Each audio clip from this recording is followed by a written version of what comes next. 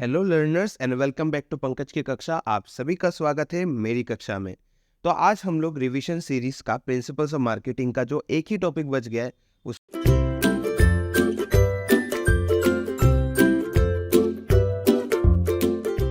Cover करेंगे, क्योंकि last जो दो वीडियो था उस पर मेजर ऑफ दी यूनिट्स हम लोग ने कवर कर दिया है। ठीक है, तो आज हम लोग ज़्यादा टाइम वेस्ट नहीं करेंगे।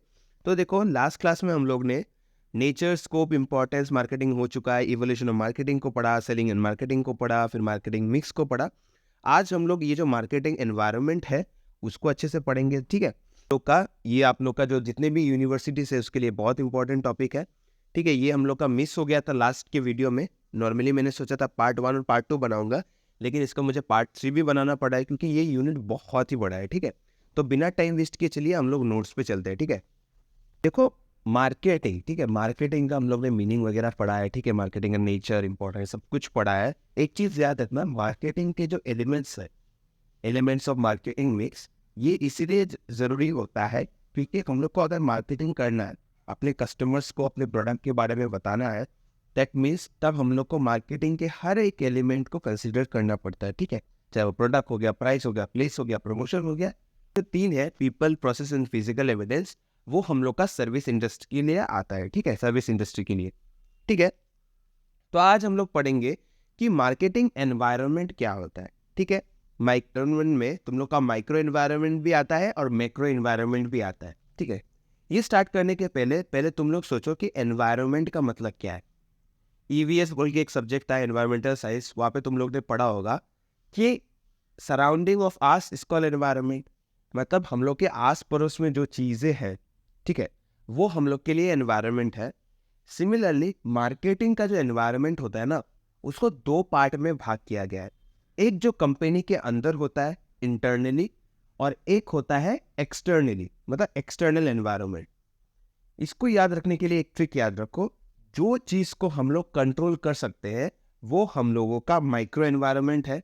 मतलब micro environment we can also say that it is controllable factors. ठीक है, और मैक्रो एनवायरनमेंट वो चीज़ है जिसको हम लोग कंट्रोल नहीं कर सकते। Is it clear?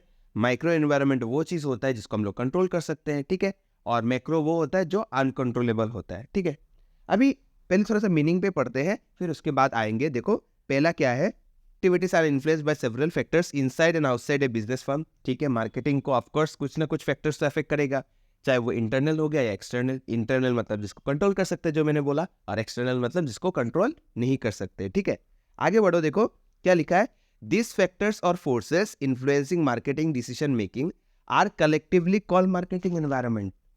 इसका मतलब क्या हुआ कि ये सब फैक्टर्स, जितने भी इंटरनल फैक्टर्स हो गए या एक्सटर्नल फैक्टर्स हो गए, चाहे वो माइक्रो हो गया, मैक्रो हो गया, उसको अगर हम लोग कंपाइल कर दें, उसको मार्केटिंग एनवायरनमेंट बोलते हैं। ठीक है, ये सब डेफिनेशन है, तुम लोग पढ़ लेना, मैंने तुम लोग को ऑलरेडी बता दिया है। ठीक है, अभी देखो, ये स्टार्ट करने के पहले थोड़ा ग्राफ को समझो। ठीक है, ये ग्राफ बनाना है। ठीक है, ये जो मैंने फ्लो चार्ट बनाया है, ये तुम लोग को एग्जाम में देना है, सो दैट तुम लोग अच्छा स्कोर कर पाओ। ठीक है, जीयू में अगर स्कोर ज़्यादा करना है, गुवाहाटी यूनिवर्सिटी, चाहे डिब्रूगढ़ यूनिवर्सिटी हो गया या फिर असम यूनिवर्सिटी हो गया, तुम लोगों को ये सब ग्राफ्स, फ्लो चार्ट्स बनाना ही पड़ेगा। ठीक है, अभी देखो माइक्रो एनवायरनमेंट जिसको कंट्रोल कर सकते हैं, इसमें क्या है, कस्टमर है, कंपटीटर है, सप्लायर है, मार्केट है, इंटरमीडिएट्स है और पब्लिक है। ठीक है, एक एक करके समझते हैं। पहला है कस्टमर। अभी हमारे बिजनेस को हमारा कस्टमर कैसे अफेक्ट करता है, देखो पहला है, देखो the main purpose of a business firm is to create and retain the customer. अपने कस्टमर्स को क्रिएट करना, ठीक है, और उसको रिटेन मतलब फिर वो दूसरे दुकान पे ना जाए। ठीक है, the survival and smooth functioning of the firm mainly depends upon the satisfaction level of the customers. Of course customers के सेटिस्फेक्शन को हम लोग को ध्यान रखना पड़ेगा। ठीक है, अभी कस्टमर्स में ना हम लोग को क्या क्या एस्पेक्ट कंसिडर करना है, ये देखो। ठीक है, मेनली ये होता है कि ये होता है, देखो क्या है कि हु आर दी कस्टमर्स, हमारा कस्टमर्स कौन है, what are their purchasing pattern. Purchasing pattern मतलब वो कब कब खरीदता है, अपने बर्थडे में खरीदता है या फिर ओकेशंस में खरीदता है या फिर जब उसका सैलरी आता है मंथ के स्टार्टिंग में खरीदता है। ठीक है, what benefits is the customer want to achieve, वो जो हम लोग का कस्टमर है वो क्या बेनिफिट चाहता है, उसका नीड क्या है हमारे प्रोडक्ट से। ठीक है, या फिर वो प्रोडक्ट को खरीदने के बाद वो उसको किस चीज़ में यूज़ करता है, ये भी इंपॉर्टेंट होता है। फिर और एक चीज़ है, what is the purchasing power of the customer, purchasing power मतलब औकात, ठीक है। अगर सपोज कोई हमारे दुकान में कस्टमर आया है, ये मैंने एग्जांपल ऑलरेडी भी दिया है कि सपोज आने के बाद क्या बोलते हैं हम लोग, पूछते हैं ना कि सर मैम आपका रेंज क्या है। रेंज कुछ नहीं होता है, रेंज मतलब औकात होता है। तुम लोग जब जाते हो कहीं पर भी, कोई भी बाजार में जाते हो, कोई पूछते हैं कि आपसे है कि अपना रेंज की मन, मतलब तुम लोग का रेंज कितना है, पूछते हैं कि नहीं। तो वो रेंज जो होता है वो होता है इनडायरेक्टली और डायरेक्टली वो होता है औकात, ठीक है। उस हिसाब से वो अपने प्रोडक्ट को तुमको दिखाएगा। उसके पास 1000 रुपये का भी शर्ट होगा, 400 रुपये का भी शर्ट होगा, तो वो उस हिसाब से तुमको दिखाएगा, ठीक है। तो क्या हम लोग बोल सकते हैं कि कस्टमर हमारे मार्केट को अफेक्ट करता है? ऑफ कोर्स करता है। मार्केट को मतलब मार्केटिंग को। अगर हम लोग को कस्टमर्स का नीड पता चल गया, वो कौन सा समय उसको परचेज करता है, मतलब उसका पैटर्न क्या है, ठीक है, उसका रेंज मतलब औकात कितना है, उस हिसाब से हम लोग अपने प्रोडक्ट को डिजाइन कर सकते हैं। दैट मीन्स ये कंट्रोलेबल है, क्योंकि अगर हम लोग को ये सब चीज़ पता चल गया तो हम लोग उसके अकॉर्डिंग हमारे प्रोडक्ट को मॉडिफाई कर सकते हैं, राइट। इसीलिए इसको कंट्रोलेबल फैक्टर बोलते हैं और इसीलिए वो माइक्रो एनवायरनमेंट पे आता है, ठीक है। सेकेंड पॉइंट है देखो, कंपिटिटर्स। कंपिटिटर कौन होता है? जो सिमिलर टाइप ऑफ प्रोडक्ट तुम्हारे जैसा बना रहा है। अगर सपोज तुम लोग मान के चलो टी शर्ट का बिजनेस कर रहे हो, तो कोई ना कोई होगा जो तुम्हारे जैसा ही प्रोडक्ट बना रहा है, वो भी टी शर्ट का बिजनेस कर रहा है, तो वो तुम्हारे लिए कंपिटिटर है, ठीक है। अभी नॉर्मली तुमको ये डाउट होना चाहिए कि सर कंपटीटर तो बाहर का इंसान है, वो हम लोग कैसे उसको कंट्रोल करेंगे? कंट्रोल कर सकते हैं। देखो सपोज तुम लोग ने मान के चलो गुवाहाटी का एक फेमस प्लेस लेते हैं, जैसे गुवाहाटी में स्पाइरल पोटैटो, ठीक है। स्पाइरल पोटैटो का बिजनेस स्टार्ट हुआ था, राइट। वो लोग बहुत वायरल भी हुआ, वो लोग ने बिजनेस भी किया। लेकिन वो लोग जब वायरल हुए उसके बाद बहुत लोगों ने वहाँ पे स्पाइरल पोटैटो का बिजनेस किया, अलग अलग जगह में भी किया है। उस दिगोली पुकुड़ी जो जगह है, जितना मुझे याद है, तो दिगोली पुकुड़ी में बहुत सारे कंपटीटर्स आ गए थे कि उनको टक्कर देने के लिए। लेकिन वो लोग जो आए वो सरवाइव कर पाए क्या? सरवाइव नहीं कर पाए, क्योंकि वो लोग का जो एक गुडविल हो गया था मार्केट में, जो स्पाइरल पोटैटो समथिंग जो था, वो कंपटीटर्स लोग जो आए थे उनको टक्कर ही नहीं दे पाए। इसलिए नहीं दे पाए क्योंकि ये कंट्रोलेबल था, कंट्रोल कर सकते थे, लेकिन वो लोग कर नहीं पाए। एग्जाम्पल देता हूँ, सपोज वो जो स्पाइरल पोटैटो है जिसका वायरल हुआ था, सपोज वो लोग 10 रुपये में हम लोग को फ्रेंच फ्राइज दे रहे हैं, एग्जाम्पल लेते हैं, 10 रुपये में फ्रेंच फ्राइज दे रहे थे। मैंने ट्राई किया कि वो 10 रुपये में दे रहा है तो मैं 8 रुपये में दूंगा, ठीक है, ये कंसिडर हो जाएगा। फिर वो जहाँ से आलू लाता था मैं वहीं से लाऊंगा या फिर उससे बेटर आलू लाऊंगा, सो दैट फ्रेंच फ्राइज का जो टेस्ट है वो अच्छा रहे। अगर स्पाइरल पोटैटो ने सपोज मान के चलो कि डिम्पू बड़ुआ या फिर दीपिना डेका को लाके अपने दुकान का प्रमोशन किया, तो मैं क्या करूंगा, मैं हेमंत बिश्व शर्मा को लेके आऊंगा या फिर और विकास छेत्री, आई गेस विकास छेत्री को लेके आऊंगा। मतलब वो जो मेथड यूज कर रहा है मैं उसका कॉपी कर सकता हूँ कि नहीं? ऑफ कोर्स कर सकता हूँ, और उससे बेटर भी कर सकता हूँ। ऐसे बहुत एग्जाम्पल है इंडिया में कि जो जिसने आइडिया को लाया, मार्केट में लाया, उसका कंपटीटर आके उस मार्केट को कैप्चर कर देता है, क्योंकि उसको पता चल गया कि अच्छा कस्टमर को ये चाहिए, मैं इससे और बेटर करूंगा तो मैं इसको बीट कर दूंगा। देखो क्या लिखा है, देखो, competition is one of the major component affecting the marketing activities. A marketer has to regularly watch all aspects of competitors' marketing activities such as their product, pricing policies, distribution system, promotion programs. मतलब computer जो जो चीज़ कर रहा है, अगर मैं भी वैसा करूंगा और थोड़ा बेटर वैसे करूंगा, तो ऑफकोर्स मैं मार्केटिंग को चेंज कर सकता हूँ, राइट। मार्केटिंग में क्या हो सकता हूँ, मैं इफेक्टिवली अपने प्रोडक्ट को बेच पाऊंगा।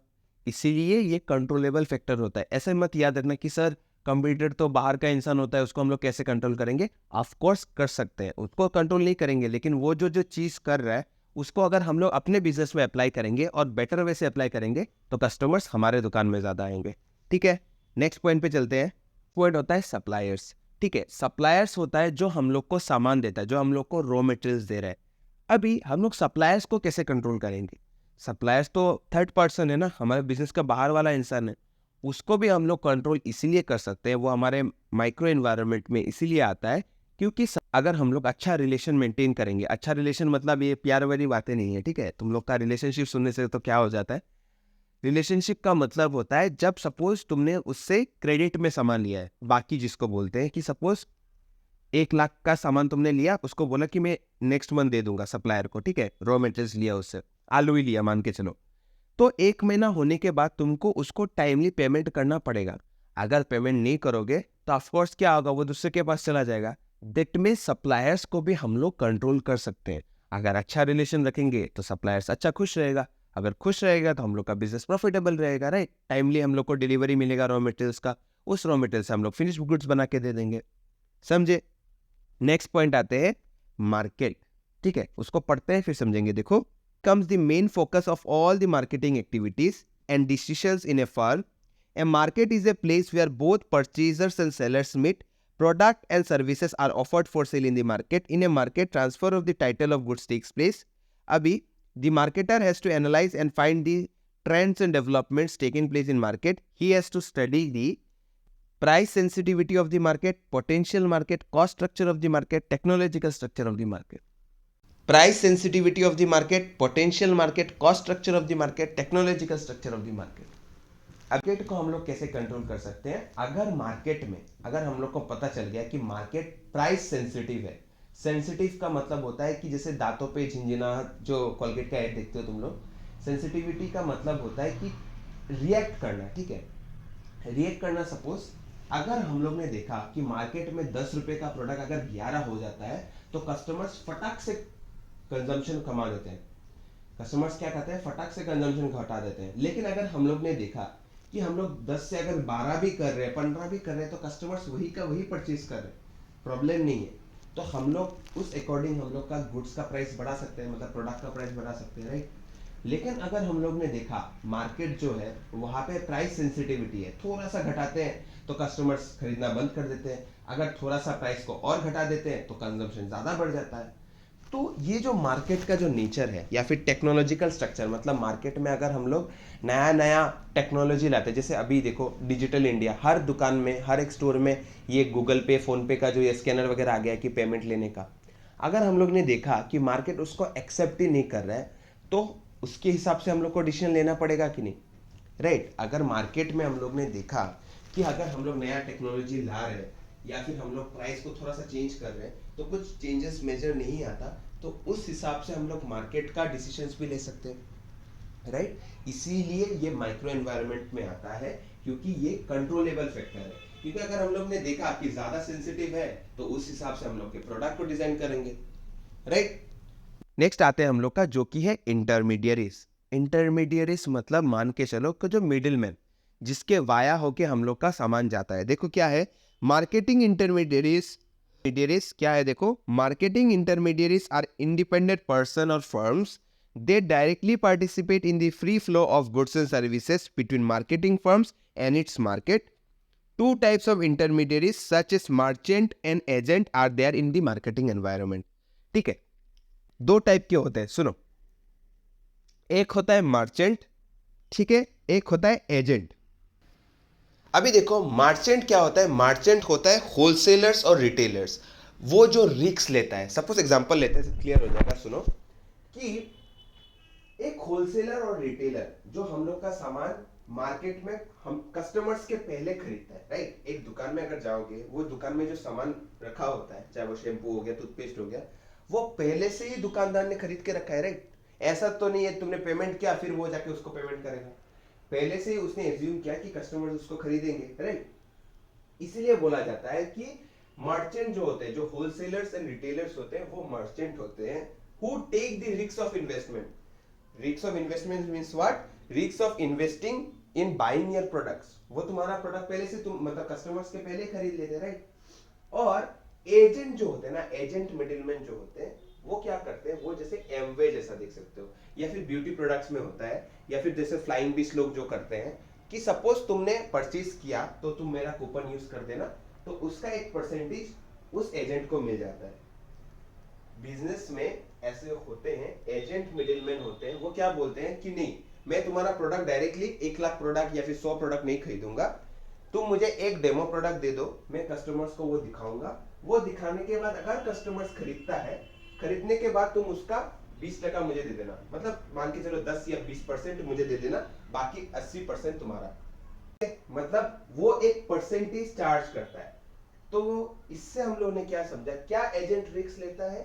आंसर इज बिग नो, क्योंकि एजेंट तो रिस्क लेता ही नहीं है। एजेंट क्या करता है, एजेंट बोलता है कि तुम बेच दो, अपना प्रोडक्ट बेच दो, उसका जो कमीशन मिलेगा जिसके कारण मैंने तुम्हारा प्रोडक्ट को प्रमोशन किया, उसका एक चार्ज मुझे दे देना। जैसे फ्लाइंग फिश लोग करते हैं, वो लोग अपना कूपन कोड लगाते हैं। अनअकैडमी में भी कोई, अगर तुम कोई भी एजुकेटर का कोर्स लोगे तो वो लोग एक कूपन कोड बोलते हैं, क्योंकि क्या होता है उस कूपन कोड से पता चलेगा कि ये तुम्हारे वाया होके आया है तो तुमको एक कमीशन मिल जाएगा, समझे।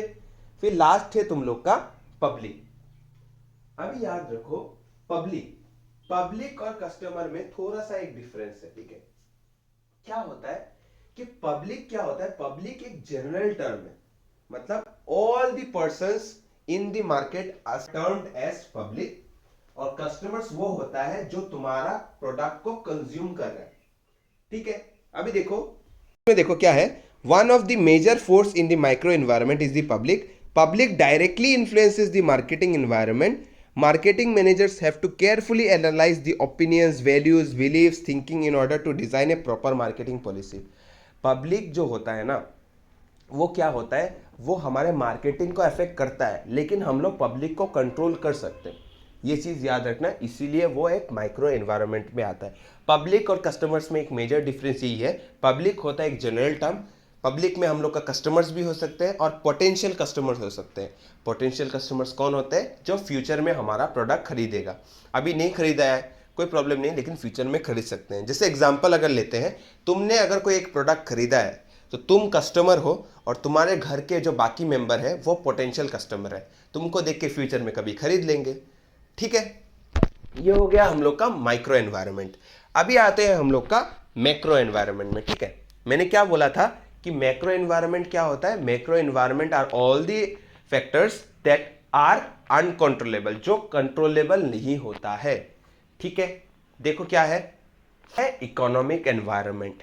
इकोनॉमिक एनवायरनमेंट अनकंट्रोलेबल होता है। इकोनॉमिक एनवायरनमेंट में क्या क्या आएगा, जैसे तुम लोग का economic condition, inflation, interest rates. Interest rates मतलब क्या, बैंक जो इंटरेस्ट रेट चार्ज करता है, जो कंट्री में इंटरेस्ट रेट चल रहा है, बैंक रेट चल रहा है, रेपो रेट चल रहा है, ये सब टर्म्स हम लोग का इकोनॉमिक एनवायरनमेंट में आता है। और ये चीज से भी क्या होता है, हमारे प्रोडक्ट में या फिर हमारे मार्केटिंग को अफेक्ट करते हैं। जैसे एग्जांपल लेते हैं कि सपोज गवर्नमेंट ने क्या किया, कल से बोल दिया कि सिगरेट्स में और 20% टैक्स लग जाएगा, तो हम लोग को क्या करना पड़ेगा, सिगरेट्स का प्राइस और बढ़ाना पड़ेगा, राइट, और बढ़ाना पड़ेगा। तो ये चीज क्या कोई पर्सन कंट्रोल कर सकता है, कोई इंडिविजुअल कंट्रोल कर सकता है, नहीं कर सकता। दैट इज वाई वो हमारा इकोनॉमिक एनवायरनमेंट में आता है, ठीक है। नेक्स्ट पॉइंट आते हैं, देखो क्या है, सोशियो कल्चरल, ठीक है। कल्चरल समझ के तुम लोग क्लियर हो गए, देखो क्या है अंदर। Cultural values and value systems are constantly changing, affecting the present marketing programs. This component is made up of social and cultural forces. Social forces में क्या आता है, देखो, social forces refers to social values, norms of life, living. It is the social practices, beliefs, traditions. मतलब हमारे society में जितने cultural beliefs है, ठीक है, वो सब भी बहुत मैटर करता है। कोई कल्चर में, जैसे पीके मूवी तुम लोग ने देखा होगा, ठीक है, मेरा नाम भी पंकज कुमार शाह है, तो इसके लिए तुम लोग पीके मत समझना। पीके जो आमिर खान का जो मूवी था, उसको कंसीडर करके भी समझ सकते हो कि जैसे मुस्लिम कल्चर में क्या था कि ब्लैक ड्रेस को क्या मीन करते हैं, हम लोग ब्लैक ड्रेस में क्या मीन करते हैं, ठीक है। वाइट ड्रेस जो हम लोग विधवा लोग पहनते हैं, फिर वही वाइट ड्रेस क्रिश्चियन लोग मैरिज में पहनते हैं, अपने शादी में पहनते हैं। तो ये जो एक कल्चरल चीज़ दिखाया है, वो भी हमारे मार्केटिंग को बहुत इफेक्ट करता है। आज जैसे वेस्टर्न कल्चर बहुत पीक पे है, हो सकता है फ्यूचर में जाके हम लोग फिर से बैकवर्ड होके पीछे चले जाए, हम लोग ट्रेडिशनल आउटफिट्स पे शिफ्ट हो जाए। तो ये जो चीज़ है, ये जो शिफ्ट है, ये भी हम लोग के मार्केटिंग को अफेक्ट करता है। फिर आजकल ये जो सोसाइटी में जो एक चेंज आया है जेंडर इक्वलिटी का, पहले देखना, पहले के टाइम में नाइट शिफ्ट वर्कर्स में लड़की लोग को काम करने नहीं देते हैं, लेकिन तुम मेट्रो सिटी में जाओ, आजकल लड़का लड़की सब सेम है। ऑफकोर्स सेम होना ही चाहिए, right, we all are humans, ठीक है। तो ये जो चीज़ है ना, ये जो सोसाइटी में चेंज आया, सोशल कल्चरल, मतलब सोशल चेंजेस जो आया है, वो भी हमारे मार्केटिंग को अफेक्ट करता है, ठीक है। नेक्स्ट आओ, पॉलिटिकल एंड लीगल, ठीक है। पॉलिटिकल में तो ऑफकोर्स होगा, अभी कोई पॉलिटिकल लीडर ने कुछ एक स्टेटमेंट दे दिया, या फिर पॉलिटिकल लीडर्स ने कोई एक नया पॉलिसी लिया है, या फिर कोई लीगल पॉलिसी आ गया, जैसे डिमोनेटाइजेशन हुआ था, तो ये सब चीज़ से भी हमारे मार्केटिंग को अफेक्ट होता है, ठीक है। जैसे देखो क्या लिखा है, political and legal environment is also an important component of marketing environment. It involves different rules and regulations, government agencies, political policies, ठीक है, ब्रॉडली क्लासिफाइड इनटू क्या क्या लिखा है देखो, ये भी पढ़ सकते हो। मॉनेटरी एंड फिस्कल पॉलिसीज जो गवर्नमेंट लाते हैं, social legislations and regulations, legislations related specifically to marketing, ठीक है, फिर गवर्नमेंट रिलेशनशिप विद इंडस्ट्रीज, ये सब चीज जो है वो हमारे क्या है, पॉलिटिकल एंड लीगल एनवायरनमेंट में आता है। और क्या ये हम लोग कंट्रोल कर सकते हैं? मॉनेटरी पॉलिसी, फिस्कल पॉलिसी को हम लोग कंट्रोल कर सकते हैं? ना बाबा ना, the answer is big no. So हम लोग उसको कंट्रोल नहीं कर सकते। Is it clear? Next point पे आते हैं हम लोग का टेक्नोलॉजिकल एनवायरनमेंट। टेक्नोलॉजिकल एनवायरनमेंट में क्या होता है, जो आज जो एक ट्रेंडिंग चीजें आ रहे हैं मार्केट में, जो नया टेक्नोलॉजी आ रहा है, वो भी हमारे मार्केटिंग को अफेक्ट करता है। देखो क्या है, देखो, technological advancement also influences the marketing activities of A firm. Technology is the way in which material and techniques are utilized to attain the objectives of firm. New technology can make new product or services. It can also modify the manufacturing processes and can innovate the new technologies of marketing of good or better services. ठीक है, goods और services दिया है यहाँ पे। इसका मतलब क्या हुआ कि हम लोग अगर नया नया टेक्नोलॉजी लाएंगे, अगर मार्केट में सपोज हम लोग एक मशीन से एक सामान बना रहे थे, अभी फ्यूचर में जाके क्या हुआ कि एक नया टेक्नोलॉजी आ गया, ठीक है, इंसान को करने का जरूरत ही नहीं है, वो टेक्नोलॉजी कर देता है उसको। एआई बहुत चीजों को रिप्लेस कर रहे हैं, राइट? तो हम लोग को भी वो मार्केटिंग स्ट्रेटेजी या फिर ये जो टेक्नोलॉजिकल जो नया चेंज जो आया है उसको एक्सेप्ट करना पड़ेगा। Is it clear? फिर देखो नेक्स्ट पॉइंट क्या है, डेमोग्राफिक एनवायरनमेंट। डेमोग्राफिक एनवायरनमेंट मतलब क्या, ये भी हमारे मार्केटिंग को अफेक्ट करता है। कैसे? देखो, एज, जेंडर, पॉपुलेशन, एडुकेशन, ठीक है, सपोज एक इंसान है, उसका एज ग्रुप अलग है। ये जो हम लोग का जो ये आंसर जो हम लोग पढ़ रहे हैं ना, इसका मेन मोटिव क्या है कि कौन सा चीज हमारे मार्केटिंग को अफेक्ट करता है, कस्टमर्स कैसे अफेक्ट कर रहा है, सप्लायर्स कैसे अफेक्ट कर रहा है, कंपटीटर्स कैसे अफेक्ट कर रहा है, इकोनॉमिक पॉलिसी मतलब इकोनॉमिक एनवायरनमेंट कैसे अफेक्ट कर रहा है हम लोग का, पॉलिटिकल एनवायरनमेंट कैसे कर रहा है, सोशल फैक्टर कैसे कर रहा है। डेमोग्राफिक में क्या होता है, जैसे एज, सपोज अगर एक बच्चा है, उसके हिसाब से तुम लोग अलग प्रोडक्ट बनाओगे, अलग मार्केटिंग करोगे उसको समझाने के लिए। अगर कोई एक बड़ा इंसान है उसको अलग तरीके से करोगे, अगर कोई एडुकेटेड है उसको अलग से करोगे, अगर कोई लड़का है तो लड़के के हिसाब से करोगे, अगर लड़की है तो लड़की के हिसाब से करोगे। अगर हम लोग को पता चल गया एक रूम के अंदर 99 लड़कियां हैं, तो हम लोग ट्राई करेंगे कि लड़की रिलेटेड प्रोडक्ट्स उसको डेमोन्स्ट्रेट करें।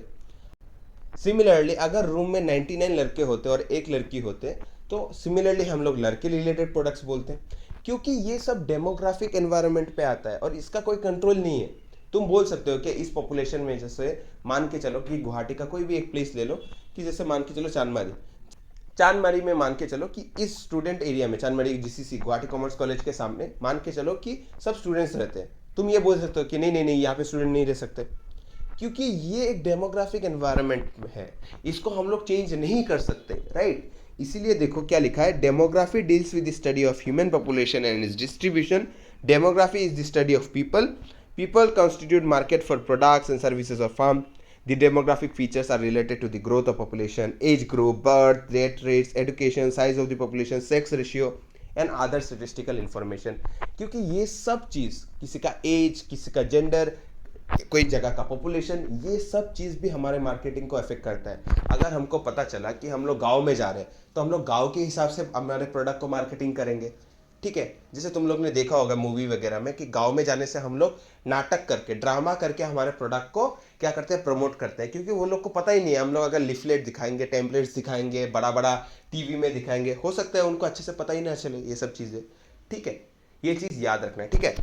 फिर आता है हम लोग का जो कि है नेचुरल एनवायरनमेंट, ठीक है। हमारे नेचुरल एनवायरनमेंट में क्या है पता ही है, फ्लड आ गया, फ्लड या अर्थक्वेक आ गया, कोई भी नेचुरल डिजास्टर आ गया, ये सब चीज़ भी हमारे मार्केटिंग को अफेक्ट करता है। अभी जैसे मान के चलो कि हमारे बिजनेस में आग लग गया, हमारे कंपनी में आग लग गया, वो हम लोग कंट्रोल कर सकते हैं क्या? इंश्योरेंस करके रख दोगे वो अलग बात है, कि सपोज आग लग गया, हम लोग अपने बिजनेस में अभी तब मार्केटिंग कैसे करेंगे, हमारे प्रोडक्ट्स को कैसे बेचेंगे, वो भी एक इंपॉर्टेंट फैक्टर होता है। देखो क्या लिखा है, the most dramatic natural environment factor the firm will face is the potential natural disaster. Natural factors like geography, climatic condition, जो क्लाइमेट चेंज होता रहता है, availability of raw materials, air quality, ये सब चीज़ हमारे मार्केटिंग को अफेक्ट करता है, ठीक है।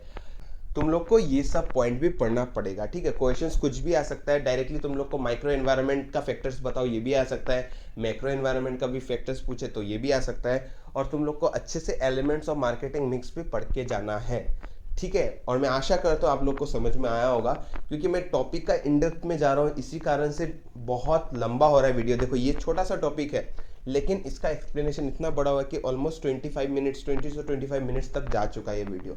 इसलिए मैं आशा करता हूँ आप लोग भी थोड़ा सा सपोर्ट करेंगे, ठीक है। मैं भी ट्राई कर रहा हूँ कि आप लोग के एग्ज़ाम के पहले पहले मैं सब यूनिट्स को टारगेट कर पाऊँ, ठीक है। तो जल्दी मिलते हैं नेक्स्ट वीडियो में नेक्स्ट रिवीजन सीरीज के साथ। और आप लोग को कौन से सब्जेक्ट का रिवीजन सीरीज चाहिए आप लोग कमेंट सेक्शन पे बता सकते हैं। तो जल्दी मिलेंगे। आशा करता हूँ आप लोग अपना कलम, किताब और फ़ोन लाना नहीं भूलेंगे। धन्यवाद।